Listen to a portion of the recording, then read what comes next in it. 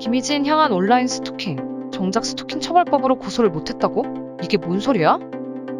김희진 선수의 팬이라면 2016년부터 스토킹에 시달렸다는 기사를 한 번쯤은 봤을 텐데 실효성 없는 법들 때문에 처벌도 약하게 내려진다는 사실도 알고 계셨나요?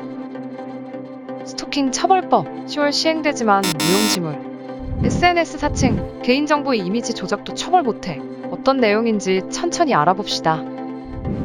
도쿄올림픽 여자배구 4강 주역인 국가대표 김희진 선수는 지난 14일 다수의 가해자로부터 악의적 명예훼손과 협박, 스토킹 등에 시달려왔고 일체의 선처나 합의 없는 법적 책임을 묻겠다며 가해자들에 대한 형사고소 방침을 밝혔다. 김 변호사에 따르면 가해자들은 부적절한 만남 강요, 지속적 모욕 협박 및 SNS 계정을 사칭해 김 선수 지인들에게 접근, 조작 합성한 이미지 유포 등을 일삼았다고 한다.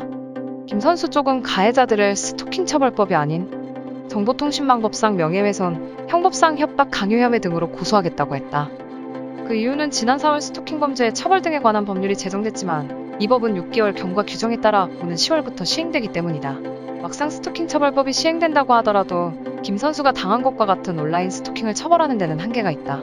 김 선수 사례처럼 SNS 등에 올라온 개인정보와 이미지를 조작해 퍼뜨리는 행위 등은 스토킹 처벌법으로 처벌할 수 없고 이러한 행위는 현행정보통신망법으로 처벌 가능하지만 처벌 수위가 1년 이하 징역 또는 1,000만 원 이하 벌금으로 낮다.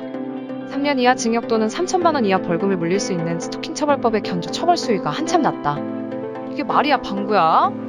스토킹보다 더한 행위를 스토킹 처벌법으로 처벌할 수 없다니요? 심지어 처벌 수위가 낮은 편에 속한다는데 2016년 이후로 선수가 받아온 고통은 어떻게 되는 거죠?